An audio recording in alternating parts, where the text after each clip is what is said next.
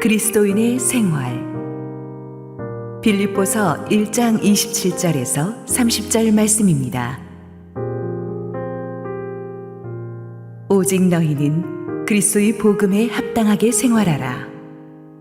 이는 내가 너희에게 가보나 떠나 있으나 너희가 한 마음으로 서서 한 뜻으로 복음의 신앙을 위하여 협력하는 것과 무슨 일에든지 대적하는 자들 때문에 두려워하지 아니하는 이 일을 듣고자 함이라.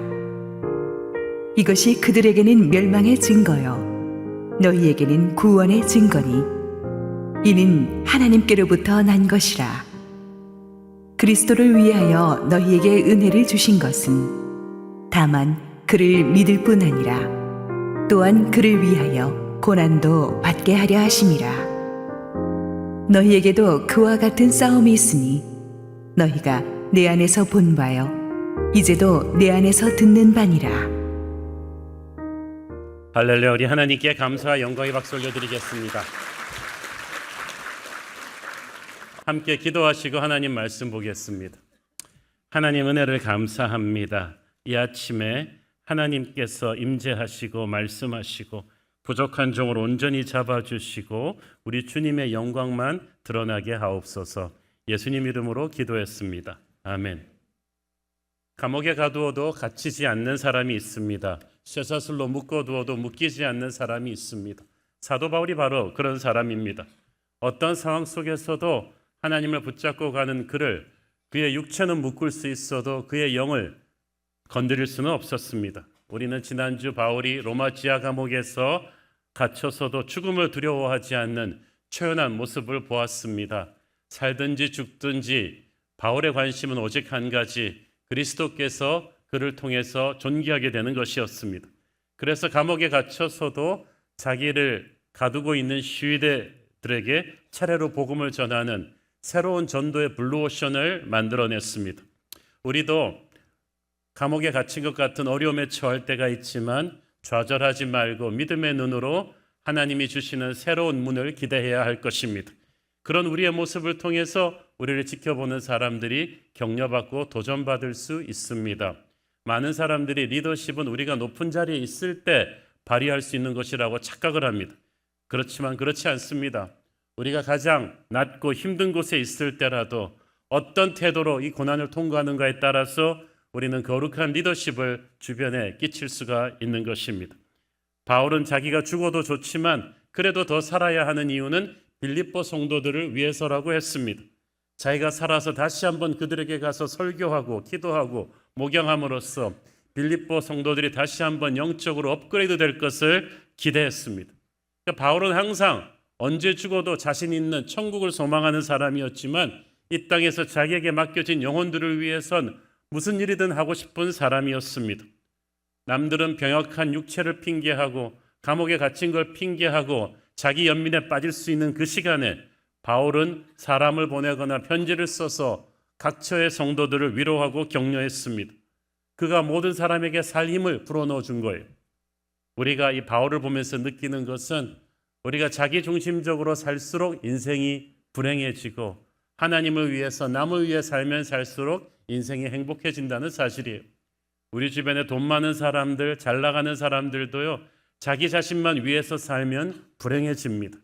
저는 트럼프가 아메리카 퍼스트라는 구호를 외칠 때 안타까웠습니다.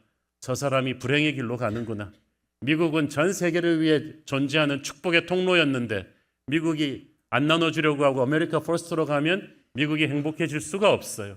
그것은 하나님이 미국의 좀 미션이 아니에요. 하나님께서 여러분에게 축복을 주셨다면 하나님을 위해서 남을 위해서 베풀어야 할 줄로 믿습니다. 그러면 인생에 신비한 새로운 힘이 생길 것입니다. 그것은 성령이 주시는 힘입니다. 우리가 누군가를 위해서 무엇인가를 위해 할 수 있을 때 살맛이 납니다. 저는 여러분이 있기 때문에 살맛이 납니다. 여러분을 향해 설교할 수 있고 목양할 수 있기 때문에 목사의 힘이 나는 거죠. 그래서 크리스천의 삶은 나의 것이 아니라 우리의 것이고 가장 희생적인 삶이 가장 의미 있는 삶인 줄 믿습니다. 오늘의 주제는 27절에 담겨 있습니다. 같이 읽습니다. 오직 너희는 그리스도의 복음에 합당하게 생활하라. 이는 내가 너희에게 가보나 떠나 있으나 너희가 한 마음으로 서서 한 뜻으로 복음의 신앙을 위하여 협력하는 것과.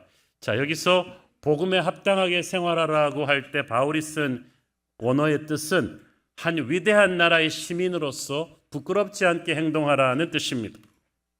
그 당시 세계 최강대국 로마는 그야말로 광대한 제국이었습니다. 이 지도에 보시는 것처럼 아시아와 유럽과 아프리카 이렇게 바다를 낀 노른자 땅만을 로마는 전부 통치했습니다.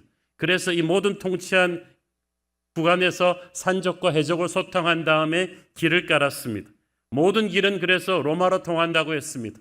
이 모든 광대한 제국 안에서 모두 로마의 언어를 썼고 로마의 법을 따랐고 로마의 도량형을 따랐습니다. 군사력이나 경제력, 학문과 예술면에 있어서 로마는 존재했던 최고의 세계 제국이었습니다. 그래서 당시 로마 시민권을 딴다는 것은 대단한 특권이었고 아무에게나 남발하지 않았습니다. 그런데 빌립보는 로마에서 멀리 떨어져 있었지만 로마가 세계를 제패하기 위한 교두보로 마게도니아에 세운 도시이기 때문에 로마 정부는 빌립보 사람들에게는 시민권을 줬어요. 자유시민권자가 많았어요. 그래서 그 특권이 큰 만큼 책임도 커서 로마 시민으로서 로마의 이름에 먹칠을 하지 않아야 된다는 걸 알고 있었습니다. 그래서 그 당시 로마 시민답게 행동하라는 말이 자주 회자되곤 했는데 지금 바울이 쓴 단어가 그거예요. 바울은 빌립보인들이 자기들의 로마 시민권에 대해서 얼마나 교만한지를 알고 있었습니다. 하지만 이 로마 시민권이 이 땅에서는 최고지만 영원한 천국의 시민권에 비하면 태양 앞에 촛불처럼 아무것도 아님을 알고 있었습니다. 그 천국의 시민권이 예수님의 은혜로 우리에게 주어졌습니다. 우리는 이 천국의 시민권을 소중히 여기고 우리에게 주신 예수의 이름에 먹칠하지 않는 삶을 살아야만 합니다. 세상이 눈에 불을 켜고 우리를 보고 있기 때문이죠. 세상은 악하게 살아도 희한하게 교회에게는 거룩을 요구합니다. 우리가 어떻게 말하고 행동하는가를 따라서 세상은 하나님을 볼 것입니다. 부족하고 실수투성인 우리들의 어깨에 하나님 나라의 명예가 달렸으니까 빌립보인들이 로마 시민권에 걸맞게 행동해야 되는 것처럼 너희들도 그렇게 살라는 바울의 권면입니다. 그리스도의 복음에 합당하게 생활하라는 바울의 말에는 또 하나의 의미가 있는데 방금 말씀드린 것처럼 로마는 세상의 스탠다드로는 최고의 나라죠. 군사력이나 경제력이나 문화나 기술과 학문에선 최고의 나라인데 그건 겉으로 드러난 모습이고 그 내면 세계로 가보면 당시 로마는 무자비한 제국이었습니다. 로마의 화려함은 노예들을 베이스로 쌓아 올린 것입니다. 로마의 콜로시엄, 우리가 관광하는 모든 것은 수많은 노예들을 부려서 얻어낸 결과였습니다. 노예들이 힘든 일을 하는 동안에 로마 시민들은 사치스럽고 음란한 파티 문화로 타락해 갔습니다. 수많은 나라의 우상신들을 곳곳에 진열해 놓는 그런 다신주의의 나라였습니다. 그래서 한마디로 로마는 빛과 어둠이 공존하는 제국이었습니다. 우리가 보통 잘 사는 사람들이라고 할 때 그건 돈 많은 사람들을 뜻하는 거지 그들이 인생을 올바르게 살아간다는 걸 뜻하는 건 아니죠. 마찬가지로 로마는 잘 사는 나라였지만 올바르게 사는 나라는 아니었어요. 그래서 사람들이 로마를 부러워는 했지만 존경하지는 않았습니다. 세상에서 성공했다는 것이 대부분 그렇습니다. 로마는 폭력과 음란과 물질 만능주의가 가득한 그런 제국이었습니다. 그것이 당시 빌립보 성도들이 몸담고 있던 세상이었습니다. 그런데 바울은 너희는 달라야 한다. 너희는 그리스도의 복음에 합당하게 생활하라고 한 것입니다. 사실 이게 말이 쉽지 않아요. 여러분이 당시 빌립보 성도들이었다고 생각해 보십시오. 우리는 주변 환경에 영향을 많이 받지 않습니까? 아무리 내가 거룩하게 살고 싶어도 주변 사람들이 다 그러면 어떻게 하겠어요? 우리 애들도 주일학교에서 정말 욕 안 하고 살기 힘들다고 합니다. 왜냐하면 여러분 강남에 가장 학군 좋은 데 가보세요. 학원가에서 한 시간만 앉아있어 보십시오. 아이들의 언어는 전부 다 욕입니다. 남자 여자 할 것 없이. 그런 데서 사는 우리 아이들이 어떻게 욕 안 하고 말할 수 있어요? 교회니까 그렇게 가르치는 거죠. 주변 이웃들이, 직장 동료들이, 학교 친구들이 하나같이 돈만 밝히고 폭력적이고 음란한데 내가 다르게 살기 쉽지 않아요. 그러면서 우리가 자기 합리화를 많이 시키죠. 세상이 다 악한데 나만 선하게 살다간 손해볼 것이다. 세상이 나를 이렇게 만들었다.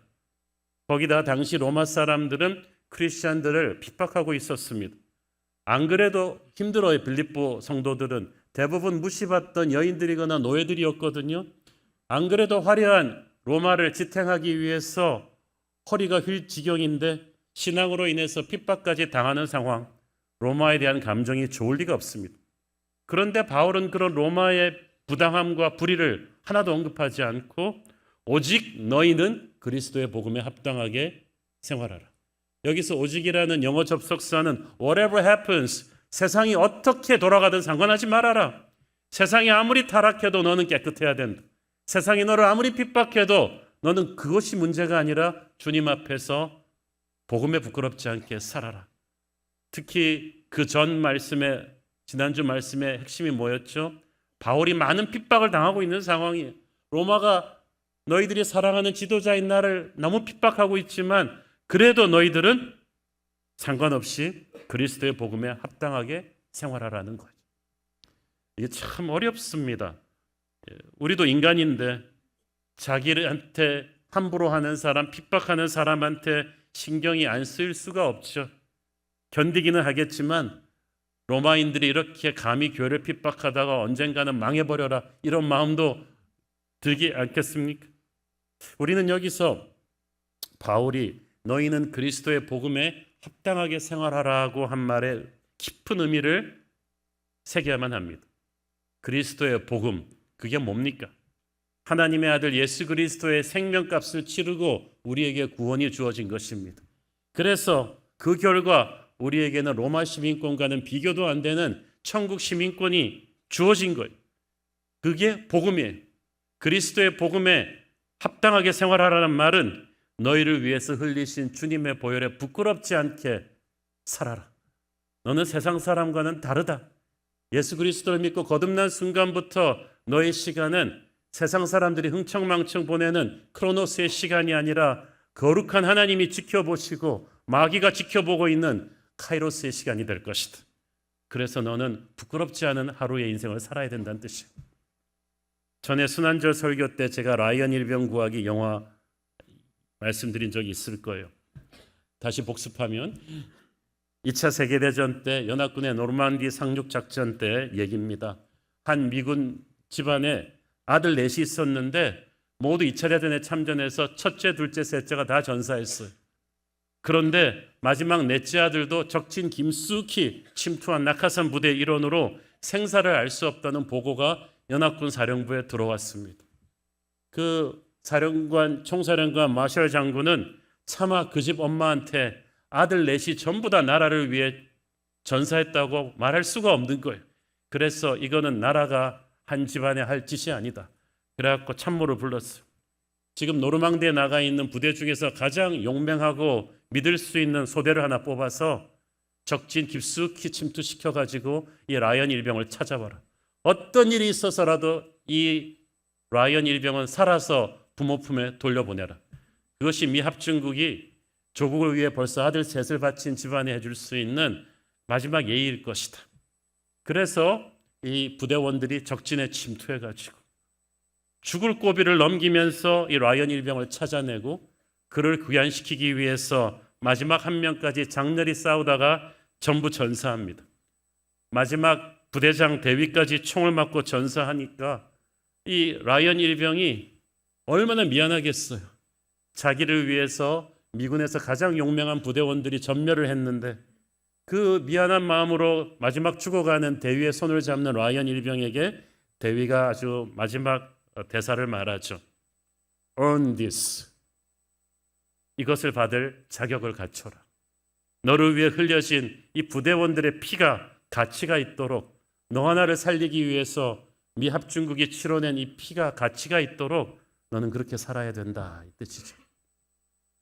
수십 년 세월이 흘러서 백발의 노인이 된 이 라이언 일병이 자기 아내, 아들, 손자, 며느리, 가족들 다 데리고 이 노르만디 해안에 전사한 여기 부대장의 묘지를 찾습니다. 그리고 그 묘비 앞에 서서 말합니다. 대위님, 당신이 그날 내게 해준 말을 나는 평생 가슴에 새기고 바르게 살려고 노력했습니다. 좋은 사람으로 살려고 노력했습니다. 그리고 돌아서서 자기 아내와 자식들한테 말합니다. 너희들이 우리 대위님한테 말해다오. 내가 좋은 사람으로, Tell him that I lived a good man. 내가 좋은 사람으로 살았다고 말씀드려라. 저는 그 영화를 보면서 오늘의 본문을 생각했습니다. 바울이 빌립보 성도들에게 그리스도의 복음에 합당하게 생활하라고 할 때의 의미가 바로 이겁니다. 너희를 위해 흘리신 하나뿐인 하나님의 아들 예수 그리스도의 십자가 보혈이 얼마나 큰 사랑인지 결코 잊어서는 안 된다. 그 사랑의 넓이와 높이와 깊이를 너는 평생 잊지 말아라. 앞으로 너희들이 살아가는 하루하루는 그분의 은혜로 사는 것이다. 네가 그렇게 함부로 남 미워하고 사기치고 거짓말하고 그렇게 산다면 너는 그리스도의 피를 모욕하는 것이다. 너희들의 일거수일투족은 앞으로 그리스도를 위해 살아야 한다. 세상이 너희를 통해 그리스도를 보게 될 것이다. 이 뜻이에요. 우리를 위해 돌아가신 십자가의 은혜에 대한 감격이 있기 때문에 우리는 그 내 주께 회개한 양심은 생명수 가운데 젖었네, 그 찬양 가사처럼 복음에 부끄럽지 않게 살려고 노력하는 거예요.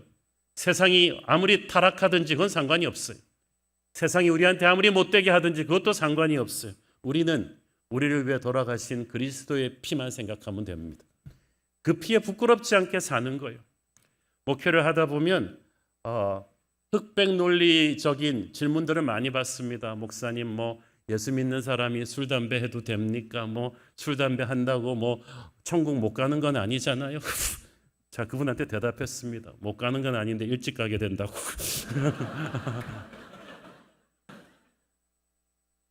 목사님, 아무개 집사님은요, 글쎄 지나가면서 트로트를 흥얼거려요. 크리스천이 저렇게 트로트 불러도 되는 거예요? 부동산 투기를 해도 되는 거예요? 이런 질문들을 많이 하시는데 여러분, 그렇게 하나하나 따지기 시작하면 너무나 어린아이처럼 유치한 신앙이죠. 그런 걸 하나하나 목사가 어떻게 답을 해주겠습니까? 모든 상황 속에서 그냥 그것만 생각하십시오. 우리를 위해 돌아가신 예수 그리스도의 보혈에 부끄럽지 않도록 여러분이 그냥 결정하시면 돼요. 복음에 부끄럽지 않은 삶은 성령께서 그때그때 인도해 주실 것입니다. 바울의 권면을 가슴에 새긴 빌립보 교회 성도들, 고린도 교회, 에베소 교회 성도들은 다 그렇게 살았습니다. 세상이 아무리 썩어가도 그들은 세상을 저주하지 않고 핍박자들을 용서했고, 세상이 아무리 음란해도 그들은 순결을 지켰고, 세상이 고아들을 버리고 장애우들을 버리는 로마 그리스 사회에서 그들은 고아들을 길렀고 전염병으로 죽어가는 사람들을 돌보았습니다.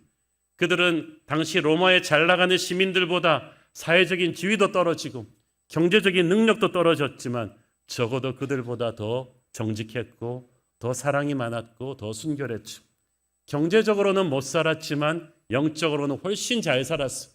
그랬기 때문에 그들로 인해서 300년 만에 로마가 복음 앞에 무릎 꿇은 줄로 믿습니다.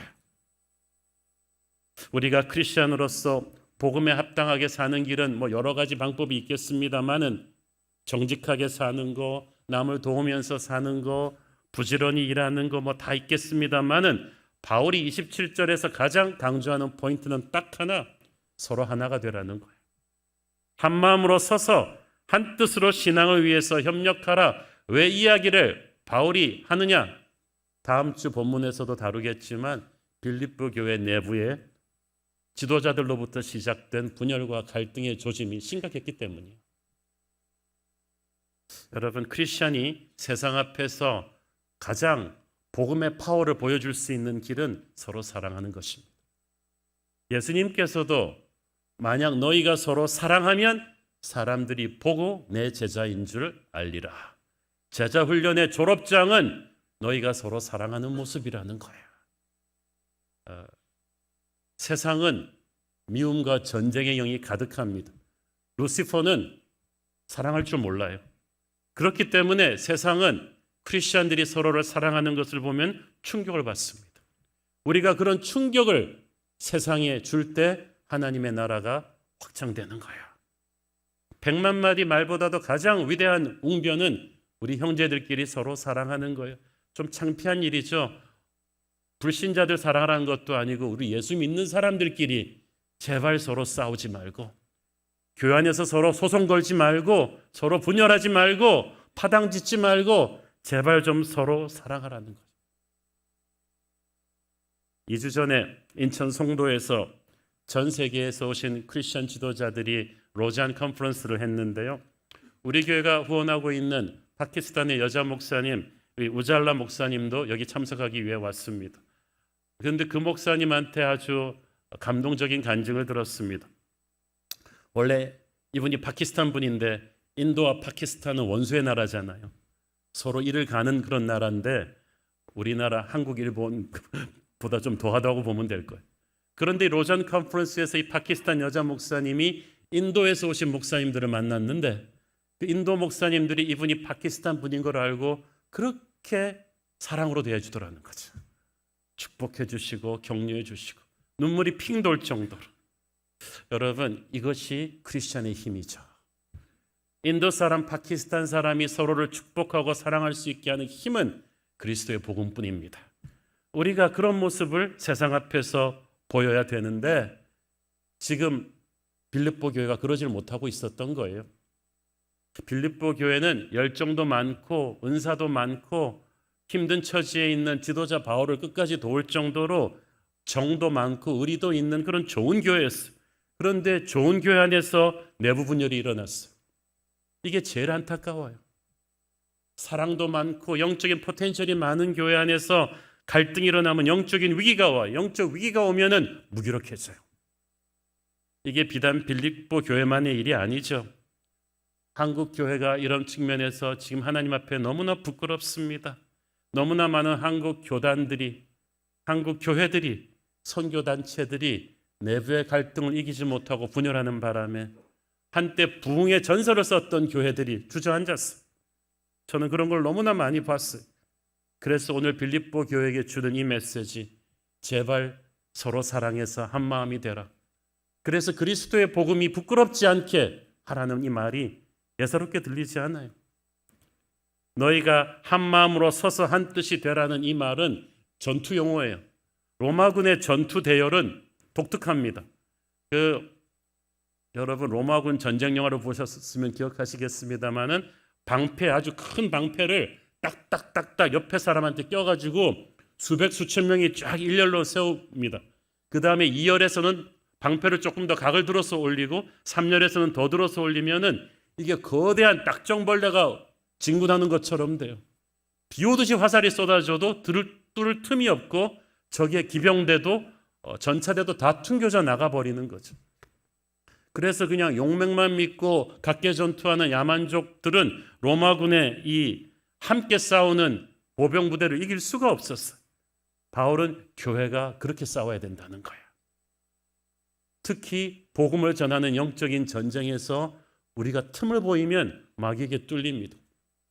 마귀가 뚫지 못하는 교회가 세 가지가 있다고 그랬잖아요. 거룩한 교회를 뚫지 못하고, 기도하는 교회를 뚫지 못하고, 서로 사랑하는 교회를 뚫지 못합니다.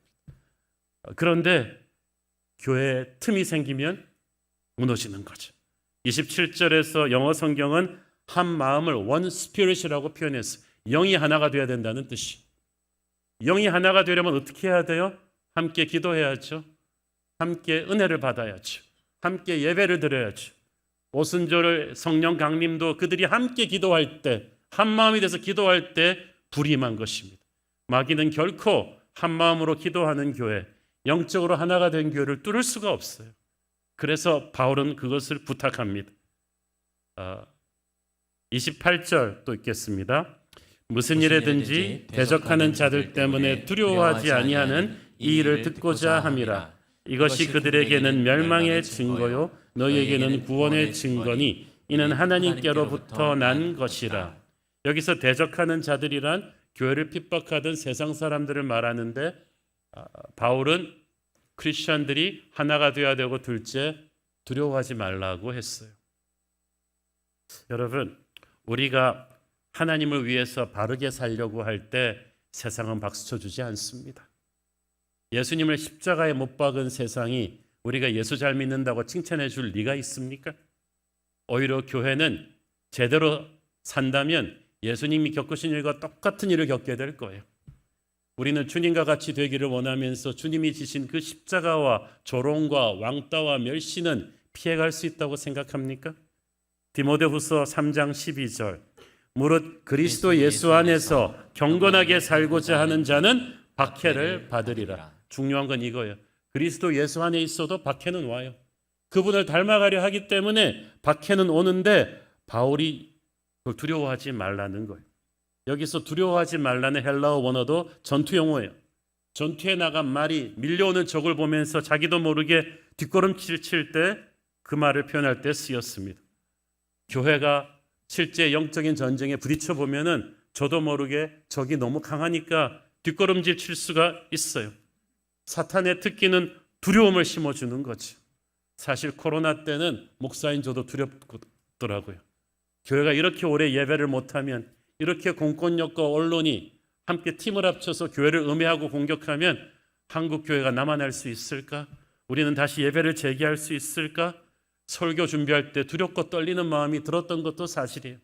마귀는 지금도 목회하는 목사님들의 마음속에, 찬양을 하려는 성가대의 마음속에, 순예배를 준비하는 순장들과 주일학교 선생님들의 마음속에, 아우리치를 준비하는 선교팀의 마음속에 두려움을 심습니다.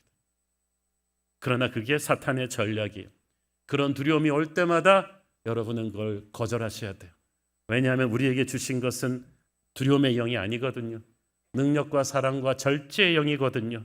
그러므로 이 세상에 두려움, 핍박이 몰려올 때 저와 여러분은 강하고 담대하게 서기를 바랍니다. 두려워하지 않으려면 이 핍박에 담긴 영적인 의미를 읽어야 돼요. 28절을 보시면 이것이 저희에게는 멸망의 증거라고 했잖아요. 이게 무슨 뜻이냐면은 세상이 교회를 핍박할 때 이게 제정신으로 하는 게 아니에요. 그들은 영적으로 자신의 마지막을 느끼고 있기 때문에 발악을 하는 거죠. 제가 아는 오래전에 소천하신 교계의 원로 목사님이 들려준 얘기인데요. 이분이 2차 세계대전 말기에 이제 일제치하에서 우리나라 중학교 2학년을 다녔대요. 그때 일본인 선생님들이 한국말을 쓰면은 붙잡아다가 매를 치기도 하고 그랬는데 점점 이 시간이 지날수록 그 횡포가 더해지더라는 거죠. 근데 이분은 목사님은 정말 교회를 다니니까 한국말을 툭하면 쓰고 그러니까 많이 맞았대요. 그런데 어느 날 그 교장 선생님 앞에서 교장 선생님이 이 목사님 이렇게 세우더니 천황폐하가 신이냐 아니냐 그랬더니 이 목사님이 신이 아니라 인간이 아닙니까? 그랬다가 학교가 발칵 뒤집어진 거죠.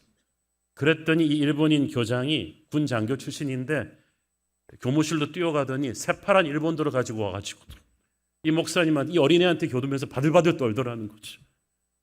저기 목사님 말이 자기도 무서웠지만 견우는 그 사람이 더 무서워하더라는 거죠.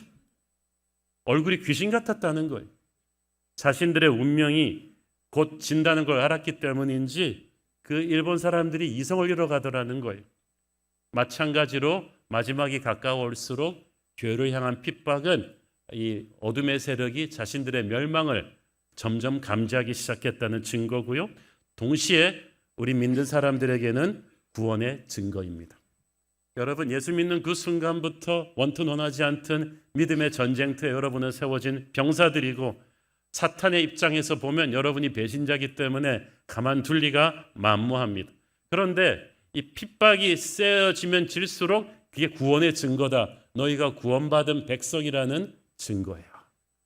그리고 이 핍박의 레벨이 신앙이 깊어질수록 올라가요. 여러분이 순장이 되면 지금까지의 핍박보다 공격보다 한 더블로 공격이 오겠죠. 집사가 되면, 장로가 되면 점점 영향력이 커질수록 공격은 세집니다. 그때 여러분 놀라지 마세요. 그거를 교통스러워하지 마세요. 아, 나도 이제 마귀한테 좀 인정을 받나 보다. 내가 두렵나 보다. 마귀도 바쁜데 아무나 안 건드리거든요.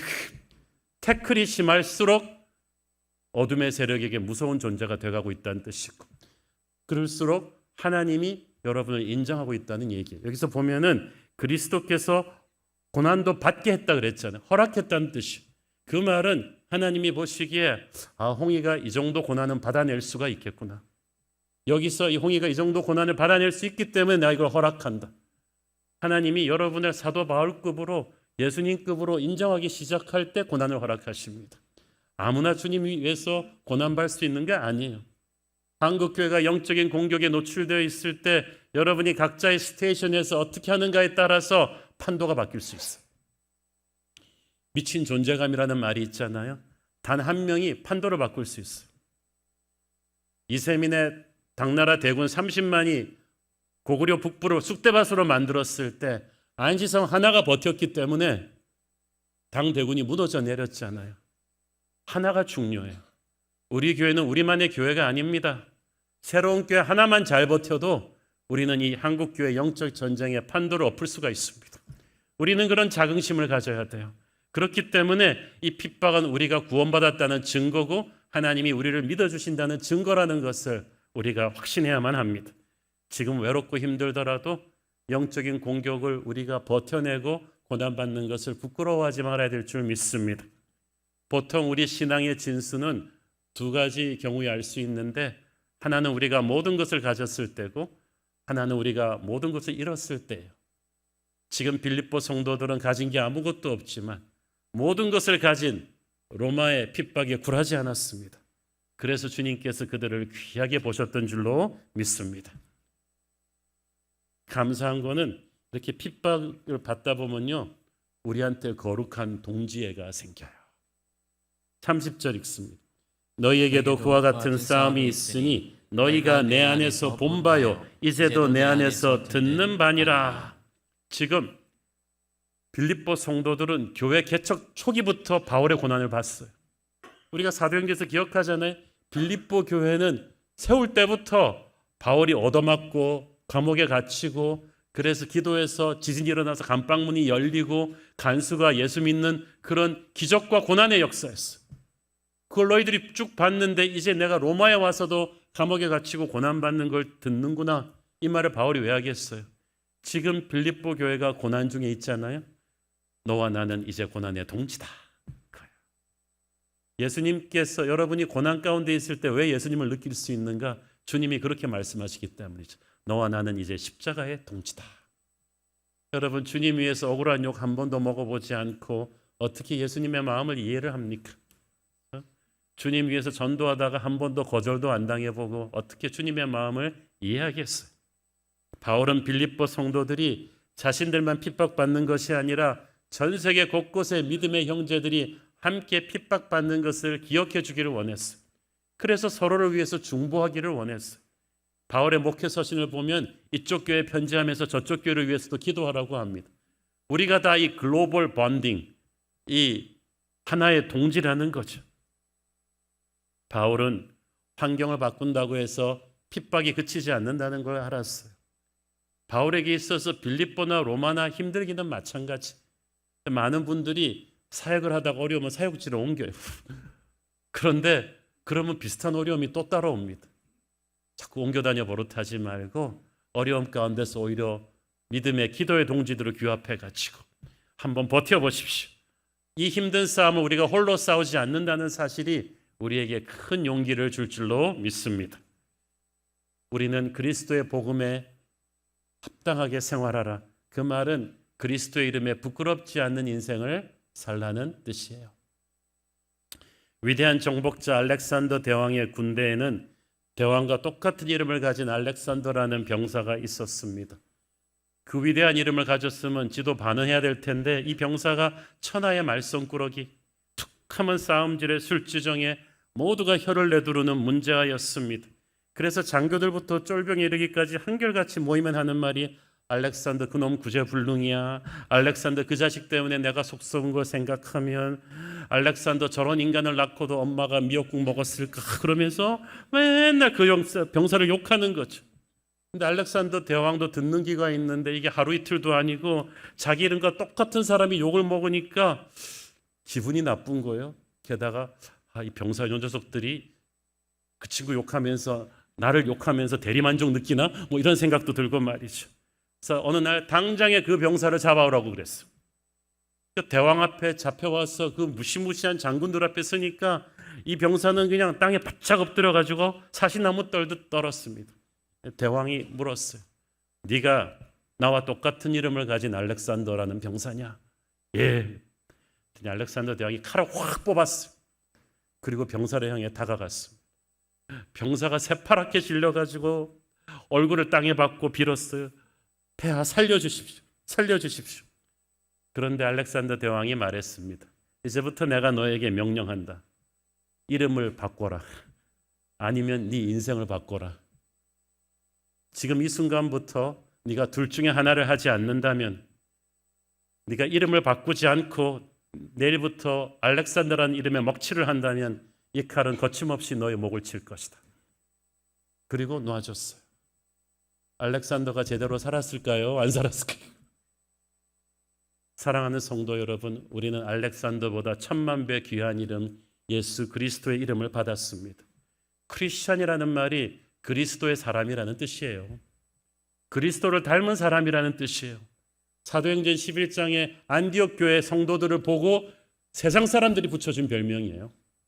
세상 사람들은 주일날 교회 안 오니까 월요일부터 토요일까지 크리스찬이 직장에서 하는 거 보고 동네 반상회에서 하는 걸 보고 이 이름을 붙여줬다는 거죠.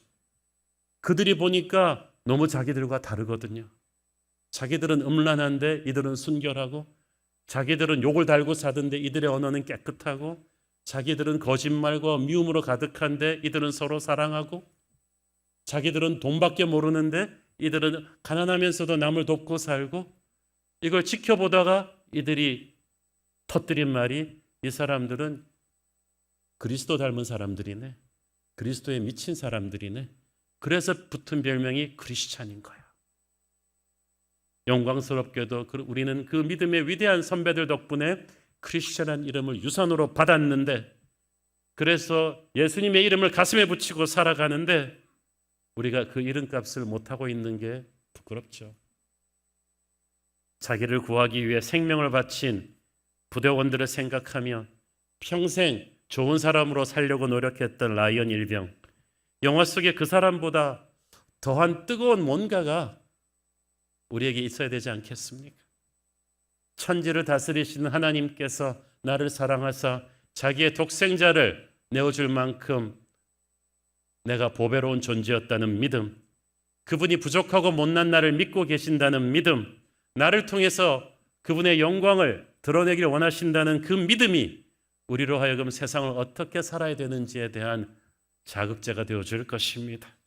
그래서 우리는 세상이 아무리 악하게 변해도, 우리를 아무리 핍박해도 세상에 책임 돌릴 수가 없어요.